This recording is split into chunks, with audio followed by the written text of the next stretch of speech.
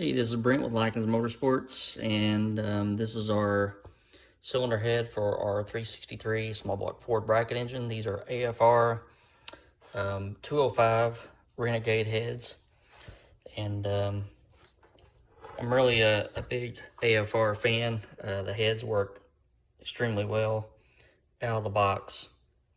These are, again, 205cc heads. It's a 208 intake valve, 1600 exhaust valve, 58cc chamber, and getting ready to look these over and figure out what the plan of action is. They come set up for a solid roller spring, for a solid roller cam, but I want to look at the spring pressures. I went ahead and removed a couple of springs because I put some checking springs on for checking piston and valve clearance. But I'm going to take a look at the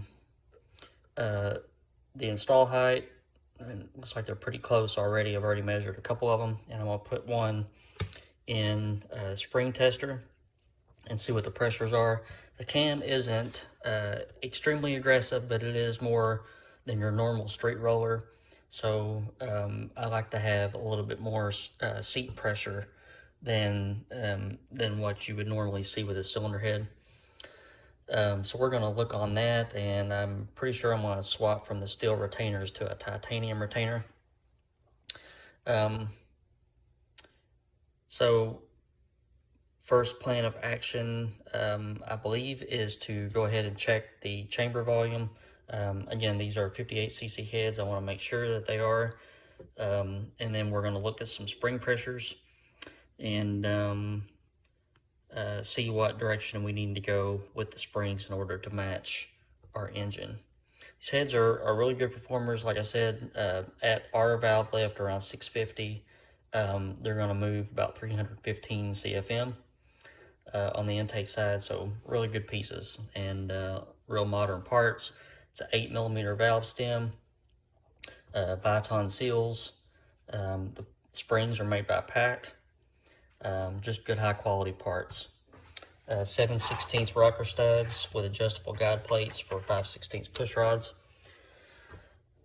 Good pieces, and my customer was able to find these. Somebody had them on a project that they didn't go through with. They were brand spanking new in the box, still in the bag, and we were able to snag those, so he did well. All right, so let's get started. I'm gonna go ahead and CC in a combustion chamber and see what the volume is. All right, so with a 3924 racing plug, we'll have to use a little bit colder one in the engine, but just for CC's sake, chamber came out to be 56.6. These are advertised to be 58cc heads.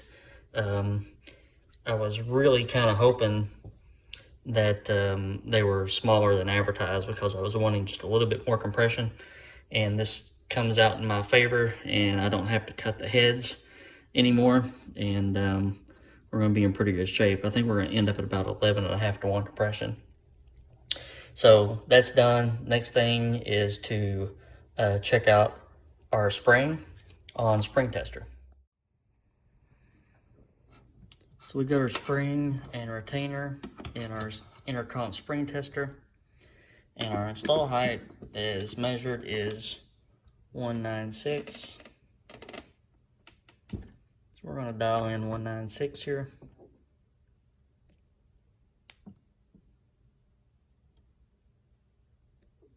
Bonk. We are setting at a little under 220 pound seat. With a 1960 install height and 650 lift, net lift at the valve. 1310 will be our open height.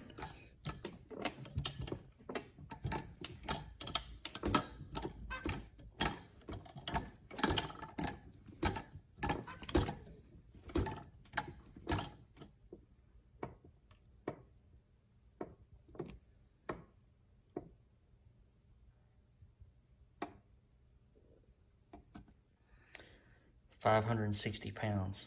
So I've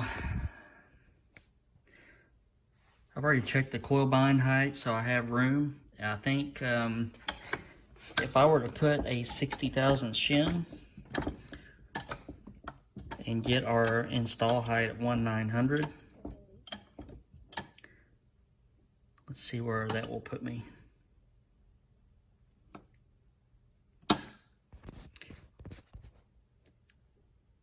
About 240-pound seat. That would make me feel a lot better. And that would probably get me a little bit closer to 600 pounds open. These are light valves. I think the intake valve just weighs 112 grams, but still having valve control is better than not having valve control. So I think my plan of action is to go ahead and disassemble the heads as I was planning to do anyway, give everything a cleaning and measure all the install heights, and then put a 60,000 shim under the spring locator and get the pressures up. Just measured our seal to retainer clearance. We're at 900 thousandths, so we're about 1/4 of an inch more than what we need with our camshaft. And we're pretty much all throttles full ahead at this point for getting this done. So I'm gonna go ahead and knock all these, knock both heads apart and measure install heights for every valve. Yeah, so I got the heads apart, and I think I'm gonna have to look for another valve spring because they're using this real thin locator. Normally these are 60 thousandths thick. This one looks about 30, and they already had about an 1/8 inch worth of shims underneath the locator. So what we run into there is if I add another 60 thousandths shim like I wanted to, and then put the locator on top of it, I'm losing a lot of seal area here. Well, not seal area, but the amount of guide that I have sticking up to put the seal on. And I'm afraid that if I do it that way, that I'm going to lose, I may eventually lose my valve seals. So a little bit change of plans.